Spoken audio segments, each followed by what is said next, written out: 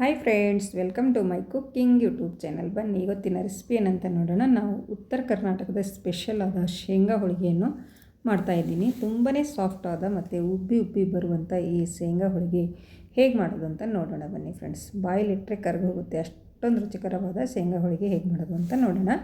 ಮೊದಲಿಗೆ ನಾನು ಸ್ಟವ್ ಮೇಲೆ ಒಂದು ಹಂಚನ್ನು ಇಟ್ಕೊಂಡಿದ್ದೀನಿ. ಅದಕ್ಕೆ ನಾನು ಇಲ್ಲಿ ಶೇಂಗಾವನ್ನು ಹಾಕೋತಾ ಇದ್ದೀನಿ. ನೋಡಿ, ನಾನು ಇಲ್ಲಿ 2 ಬಟ್ಟಲಷ್ಟು ಶೇಂಗಾವನ್ನು ಹಾಕೋತಾ ಇದ್ದೀನಿ. ನೋಡಿ, ನಾವು ಇಲ್ಲಿ ಮೀಡಿಯಮ್ ಫ್ಲೇಮ್ ಇಟ್ಕೊಂಡು ಶೇಂಗಾವನ್ನು ಹುರಿದ್ಕೊಳ್ಬೇಕಾಗುತ್ತೆ. ಅವಸರ ಮಾಡಬೇಡಿ, ಹೈ ಫ್ಲೇಮಲ್ಲಿ ಇಟ್ಕೊಂಡ್ರೆ ಅದು ಸೀದೋಗುತ್ತೆ, ಮೇಲೆ ಕಲರ್ ಕಪ್ಪಾಗುತ್ತೆ ಹೊರತು ಒಳಗಿನಿಂದ ಚೆನ್ನಾಗಿ ಹುರಿಯೋದಿಲ್ಲ. ಅದಕ್ಕೋಸ್ಕರ ನಾವು ಮೀಡಿಯಮ್ ಫ್ಲೇಮ್ ಇಟ್ಕೊಂಡು ಒಂದು 3-4 ನಿಮಿಷದವರೆಗೆ ಇದನ್ನು ಚೆನ್ನಾಗಿ ಹುರಿದ್ಕೊಳ್ಬೇಕು. ನೋಡಿ, ಇವಾಗ ಈ ರೀತಿ ಆಗಿದೆ. ನಾವು ಇವಾಗ ಒಂದು ಪ್ಲೇಟಿಗೆ ಇದನ್ನು ತೆಗೆದುಕೊಂಡು ಇಟ್ಕೊಳ್ಳೋಣ. ಮತ್ತು ಅದೇ ಹಂಚಿಗೆ ನಾನು ಇಲ್ಲಿ ಅರ್ಧ ಬಟ್ಟಲಷ್ಟು ಎಳ್ಳು ಕೂಡ ಹುರ್ಕೋತಾ ಇದ್ದೀನಿ. ಇದು ಲೋ ಫ್ಲೇಮಲ್ಲಿ ಇಟ್ಕೊಂಡು ಹುರಿದ್ಕೊಳ್ಬೇಕಾಗುತ್ತೆ. ಇದು ಚಟಪಟ ಅನ್ನೋವರೆಗೂ ನಾವು ನೋಡಿ, ಇವಾಗ ಸಿಡಿತಾ ಇದೆ ನೋಡಿ ಎಳ್ಳು. ಈ ಥರ ಸಿಡಿಯುವಾಗ ಈ ಎಳ್ಳು ಕೂಡ ಹುರಿದಿದೆ ಅಂತ ಅರ್ಥ. ಇವಾಗ ನಾವು ಈ ಎಳ್ಳನ್ನು ಕೂಡ ತೆಗೆದಿಟ್ಕೊಳ್ಳೋಣ, ಅದು ಆರೋದಕ್ಕೆ ಬಿಟ್ಬಿಡೋಣ. ಅಲ್ಲಿವರೆಗೆ ನಾವು ಇಲ್ಲಿ ಹಿಟ್ಟನ್ನು ರೆಡಿ ಮಾಡ್ಕೊಳ್ಳೋಣ. ಇಲ್ಲಿ ನಾನು ಗೋಧಿ ಹಿಟ್ಟನ್ನು ಯೂಸ್ ಮಾಡ್ತಾಯಿದ್ದೀನಿ. ಇದು ಮನೆಯಲ್ಲಿ ಗೋಧಿಯನ್ನು ಚೆನ್ನಾಗಿ ಹಸನ್ ಮಾಡಿ ಬೀಸ್ಕೊಂಡು ಬಂದಿರುವ ಹಿಟ್ಟು. ಇವಾಗ ನೋಡಿ, 2 ಬಟ್ಟಲಷ್ಟು ಗೋಧಿ ಹಿಟ್ಟನ್ನು ತೊಗೊಂಡಿದ್ದೀನಿ ಮತ್ತು ಒಂದು ಸ್ವಲ್ಪ ಅರ್ಧ ಬಟ್ಟಲಷ್ಟು ಮೈದಾ ಹಿಟ್ಟನ್ನು ಕೂಡ ತೊಗೋತಾ ಇದ್ದೀನಿ. ನೋಡಿ, ಜಿಗಿ ಚೆನ್ನಾಗಿ ಬರುತ್ತೆ ಅಂಥೇಳಿ ಒಂದು ಸ್ವಲ್ಪ ಮೈದಾ ಹಿಟ್ಟನ್ನು ಹಾಕೋತಾ ಇದ್ದೀನಿ. ನೋಡಿ, ಇವಾಗ ಒಂದು ಸ್ವಲ್ಪ ಇದಕ್ಕೆ ಉಪ್ಪನ್ನು ಹಾಕಿಕೊಂಡು ನಾವು ಇವಾಗ ಇದನ್ನು ನಾದ್ಕೊಳ್ಬೇಕಾಗುತ್ತೆ. ನೋಡಿ, ಚಪಾತಿ ಹಿಟ್ಟಿನ ಹದಕ್ಕೆ ನಾದ್ಕೊಳ್ಳೋಣ. ಒಂದು ಸ್ವಲ್ಪ ಸಾಫ್ಟಾಗಿರಬೇಕು ಚಪಾತಿ ಹಿಟ್ಟಿನಕ್ಕಿಂತ. ಸ್ವಲ್ಪ ನೀರನ್ನು ಹಾಕೋತಾ ನಾವು ಇದನ್ನು ನಾದ್ಕೊಳ್ಬೇಕು. ನೋಡಿ, ಈ ರೀತಿ ನಾದ್ಕೊಂಡು ಇಟ್ಕೊಂಡಿದ್ದೀನಿ. ಈ ರೀತಿ ನಾದ್ಕೊಂಡು ಇಟ್ಕೊಂಡು ಇದು ಇವಾಗ ಒಂದು ಅರ್ಧ ಗಂಟೆ ನಾವು ನೆನೆಯಲು ಬಿಟ್ಬಿಡೋಣ. ಈ ಹಿಟ್ಟು ನೆನೆಯುವವರೆಗೆ ನಾವು ಇಲ್ಲಿ ಶೇಂಗಾ ಕೂಡ ಇಲ್ಲಿ ಸೆಪ್ಪೆಯನ್ನು ತೆಗೆದಿಟ್ಕೊಂಡಿದ್ದೀನಿ. ನೋಡಿ, ಈ ರೀತಿ ಆಗಿದೆ. ನೋಡಿ, ಇವಾಗ 1 ಬಟ್ಟಲು ಶೇಂಗಾ ತೊಗೊಂಡಿದ್ದೀನಿ ಮತ್ತು 1 ಬಟ್ಟಲು ಬೆಲ್ಲ ತೊಗೊಂಡಿದ್ದೀನಿ ಮತ್ತು ಅರ್ಧ ಬಟ್ಟಲು ಎಳ್ಳನ್ನು ತೊಗೊಂಡಿದ್ದೀನಿ. ಶೇಂಗಾ ಎಷ್ಟು ತೊಗೋತೀವಿ ಅಷ್ಟು ನಾವು ಬೆಲ್ಲವನ್ನು ತೊಗೊಳ್ಬೇಕಾಗುತ್ತೆ. ನೋಡಿ, ಇವಾಗ ಒಂದು ಮಿಕ್ಸಿ ಜಾರಿಗೆ ನಾನು ಇಲ್ಲಿ ಮೊದಲು ಎಳ್ಳನ್ನು ಮಿಕ್ಸಿ ಮಾಡ್ಕೊತಾ ಇದ್ದೀನಿ. ನೋಡಿ, ಇವಾಗ ಇದನ್ನು ಪೌಡ್ರ್ ಮಾಡ್ಕೊಂಡು ಬರಬೇಕು ಫುಲ್ ನುಣ್ಣಗೆ. ನೋಡಿ, ಯಾವ ಥರ ಮಿಕ್ಸಿ ಮಾಡ್ಕೊಂಡು ಬಂದಿದ್ದೀನಿ ಅಂತ ನೋಡಿ. ಇವಾಗ ಇದನ್ನು ಒಂದು ಪಾತ್ರೆಗೆ ನಾವು ಇದನ್ನು ತೆಗೆದಿಟ್ಕೊಳ್ಳೋಣ. ನೋಡಿ ಫ್ರೆಂಡ್ಸ್, ಮತ್ತು ನಾನು ಅದೇ ಮಿಕ್ಸಿಗೆ ಇಲ್ಲಿ ಶೇಂಗಾ ಮತ್ತು ಬೆಲ್ಲವನ್ನು ಮತ್ತೆ ಹಾಕೋತಾ ಇದ್ದೀನಿ. ನೋಡಿ, ಇದನ್ನು ಕೂಡ ನಾವು ಮಿಕ್ಸಿ ಮಾಡ್ಕೊಂಡು ಬರಬೇಕು. ನಿಮಗೆ ಬೆಲ್ಲ ಇಷ್ಟ ಇದ್ದರೆ ನೀವು ಬೆಲ್ಲ ಹಾಕ್ಕೊಳ್ಬೋದು, ಇಲ್ಲಾಂದರೆ ಸಕ್ಕರೆ ಕೂಡ ನೀವು ಹಾಕ್ಕೊಳ್ಬೋದು.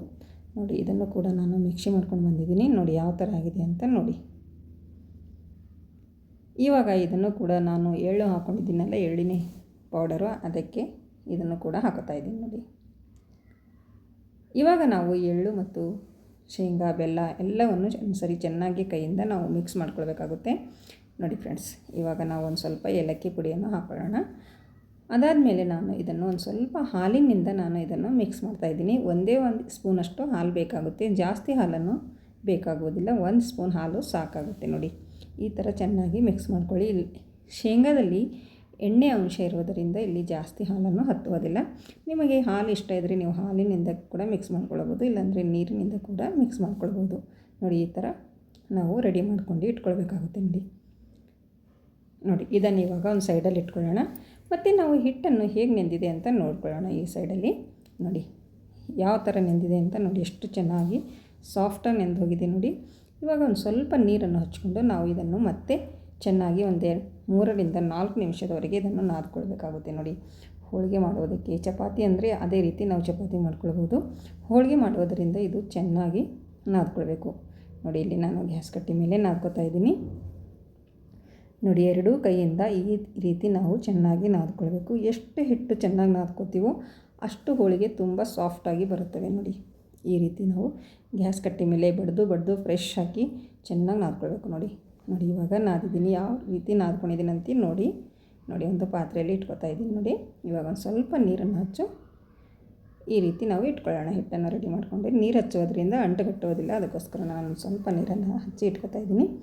ಮತ್ತು ಇಲ್ಲೇ ಗ್ಯಾಸ್ ಕಟ್ಟಿ ಮೇಲೆ ಒಂದು ಸ್ವಲ್ಪ ಹಿಟ್ಟನ್ನು ಹಾಕಿ ಒಂದು ಪೇಪರನ್ನು ಇಟ್ಟು ಒಂದು ಬಟ್ಟೆಯನ್ನು ಇಟ್ಕೊಳ್ಳೋಣ. ಈ ರೀತಿ ಯಾವುದಾದ್ರೂ ಒಂದು ಬಟ್ಟೆ ತಗೊಳ್ಳಿ. ಇವಾಗ ಒಂದು ಸ್ವಲ್ಪ ಪುಡಿ ಹಿಟ್ಟನ್ನು ಹಾಕಿ ಹಿಟ್ಟನ್ನು ಒಂದು ಉಂಡೆ ಆಕಾರದಲ್ಲಿ, ನಿಂಬೆಹಣ್ಣಿನ ಆಕಾರದಲ್ಲಿ ತೊಗೋತಾ ಇದ್ದೀನಿ. ಅದಕ್ಕೆ ಒಂದು ಸ್ವಲ್ಪ ಪುಡಿ ಹಿಟ್ಟನ್ನು ತೊಗೊಂಡು ಈ ರೀತಿ ಮಾಡ್ಕೊತಾ ಇದ್ದೀನಿ. ನೋಡಿ, ಇವಾಗ ಈ ಶೇಂಗಾ ಹೂರಣವನ್ನು ಇಡ್ತಾ ಇದ್ದೀನಿ. ನೋಡಿ, ಈ ರೀತಿ ನಾವು ಫೋಲ್ಡ್ ಮಾಡ್ಕೊಳ್ಬೇಕು. ನಾವು ಆಲೂ ಪರೋಟ ಮಾಡ್ತೀವಲ್ಲ ಅದೇ ರೀತಿ ಇದನ್ನು ಕೂಡ ಫೋಲ್ಡ್ ಮಾಡಿಕೊಡ್ಬೇಕು ನೋಡಿ. ನೋಡಿ ಈ ಮೇಲೆ ಬಂದಿರುವ ಈ ಹಿಟ್ಟನ್ನು ಎಕ್ಸ್ಟ್ರಾ ಇದ್ದರೆ ತೆಗೆದುಹಾಕಿ ನೋಡಿ ಫ್ರೆಂಡ್ಸ್. ಈ ರೀತಿ ಕೈಯಿಂದ ಒಂದು ಸ್ವಲ್ಪ ಮಾಡಿಕೊಂಡು ಇವಾಗ ನಾವು ಬೇಲಣಿಗೆಯಿಂದ ಲಟ್ಟಿಸ್ಕೊಳ್ಬೇಕು. ಸ್ವಲ್ಪ ಪುಡಿ ಹಿಟ್ಟನ್ನು ಹಾಕ್ಕೊಂಡು ನೋಡಿ ಯಾವ ರೀತಿ ಲಟ್ಟಿಸ್ತಾ ಇದ್ದೀನಿ ಅಂತ ನೋಡಿ. ಒಂದೇ ಸಮನೆ ಒಂದೇ ಸೈಡಲ್ಲಿ ಈ ರೀತಿ ಲಟ್ಟಿಸ್ಕೊಳ್ಬೇಕು ನೋಡಿ. ಜಾಸ್ತಿ ಪ್ರೆಸ್ ಹಾಕಿ ಲಟ್ಟಿಸ್ಲಿಕ್ಕೆ ಹೋಗಬೇಡಿ, ಸ್ವಲ್ಪ ಮೇಲೆ ಲಟ್ಟಿಸ್ಕೊಳ್ಬೇಕು. ನಮ್ಮ ಶೇಂಗಾ ಹೋಳಿಗೆ ರೆಡಿ ಆಯಿತು ನೋಡಿ. ಇವಾಗ ಎಲ್ಲ ಹಂಚನ್ನು ಕೂಡ ಚೆನ್ನಾಗಿ ಕಾಯ್ದಿದೆ, ಇದ್ರ ಮೇಲೆ ಹಾಕೋತಾ ಇದ್ದೀನಿ ನೋಡಿ. ಒಂದು ಸ್ವಲ್ಪ ಹೊತ್ತಾದಮೇಲೆ ಮೇಲುಗಡೆ ಎಣ್ಣೆಯನ್ನು ಹಚ್ಕೊಳ್ಬೇಕು ನಾವು. ನೀವು ತುಪ್ಪ ಇಷ್ಟ ಇದ್ದರೆ ನೀವು ತುಪ್ಪ ಕೂಡ ಹಚ್ಕೊಳ್ಬೋದು, ಮತ್ತು ಈ ಸೈಡಲ್ಲೂ ಹಾಕ್ಕೊಳ್ಳಿ ನೋಡಿ. ನೋಡಿ ಫ್ರೆಂಡ್ಸ್ ಯಾವ ಥರ ಉಬ್ತಾ ಇದೆ ಅಂತ ನೋಡ್ಬೋದು. ಈ ಸೈಡಲ್ಲೇ ಮತ್ತೆ ತಿರುವಿ ಹಾಕಿ ನೋಡಿ. ಸೂಪರಾದ ನಮ್ಮ ಶೇಂಗಾ ಹೋಳಿಗೆ ಯಾವ ಥರ ಉಬ್ತಾ ಇದೆ ಅಂತ ನೀವೇ ನೋಡ್ಬೋದು ನೋಡಿ. ತುಂಬಾ ಸಾಫ್ಟಾಗಿ ಬರ್ತವೆ. ಈ ರೀತಿ ನೀವು ಮಾಡೋದರಿಂದ ಹೋಳಿಗೆ ತುಂಬ ಚೆನ್ನಾಗಿ ಬರುತ್ತೆ ನೋಡಿ. ನೀವು ಒಂದು ಸರ್ತಿ ಮಾಡಿ ನೋಡಿ, ತುಂಬ ಸೂಪರಾದ ಹೋಳಿಗೆ ಅಂತೂ ರೆಡಿ ಆಗುತ್ತೆ ನೋಡಿ. ಬಾಯಲ್ಲಿಟ್ಟರೆ ಕರಗೋಗುತ್ತೆ, ಅಷ್ಟೊಂದು ರುಚಿಕರವಾದ ನಮ್ಮ ಶೇಂಗಾ ಹೋಳಿಗೆ ರೆಡಿ ಆಯಿತು. ನನ್ನ ವಿಡಿಯೋ ಇಷ್ಟ ಆದರೆ ಒಂದು ಲೈಕ್ ಮಾಡಿ, ಮತ್ತು ನಿಮ್ಮ ಫ್ಯಾಮಿಲಿ ಫ್ರೆಂಡ್ಸಿಗೂ ಶೇರ್ ಮಾಡಿ ಫ್ರೆಂಡ್ಸ್ ನೋಡಿ. ಇದು ರೆಡಿ ಆಯ್ತು ನೋಡಿ. ಇವಾಗ ತೆಕ್ಕೋತಾ ಇದ್ದೀನಿ. ಮತ್ತು ನಾನು ಇನ್ನೊಂದು ಹೋಳಿಗೆ ಕೂಡ ಅದೇ ಥರ ಮಾಡ್ತಾಯಿದ್ದೀನಿ ನೋಡಿ. ನೋಡಿ ಫ್ರೆಂಡ್ಸ್, ನಿಮಗೆ ಈ ವಿಡಿಯೋ ಇಷ್ಟ ಆದರೆ ನೀವು ಒಂದು ಸರ್ತಿ ಮಾಡಿ ನೋಡಿ. ಈ ರೀತಿ ನಾನು ಯಾವ ಥರ ಮಾಡ್ತಾಯಿದ್ದೀನಿ ಅಂತ ನೋಡಿಕೊಂಡು ಇದೇ ರೀತಿ ಮಾಡ್ಕೊಳ್ಳಿ. ಹೋಳಿಗೆ ಪ್ರತಿಯೊಂದು ಹೋಳಿಗೆ ಉಬ್ಬಿ ಬರುತ್ತವೆ, ತುಂಬಾ ಸಾಫ್ಟಾಗಿರ್ತವೆ ನೋಡಿ. ಇದನ್ನು ಕೂಡ ರೆಡಿ ಆಯಿತು. ಇದನ್ನು ಕೂಡ ಹಂಚಿನ ಮೇಲೆ ಹಾಕ್ತಾಯಿದ್ದೀನಿ ನೋಡಿ.